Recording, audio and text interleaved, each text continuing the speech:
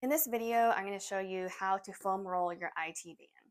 So your IT band is a fascial tissue structure that contains a lot of nerve endings and blood vessels.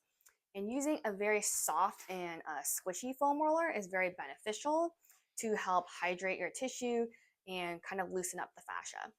So I recommend using a soft foam roller because that's going to help really hydrate your tissues versus using one of those very basic Amazon ones, which is like the black or white one. That's very hard. So you are going to lay on your side and you're going to put this foam roller underneath. Now I like to have my top leg bent and stabilizing so that I can roll the foam roller up and down. So I'm supporting myself using my right arm. So you really want to have your elbows kind of supporting your shoulder as you roll up and down. You also want to get different parts of the IT band. So you can position the foam roller so you can get the IT band that's connected to the knee, and then you want to get the IT band that's connected more to the glute.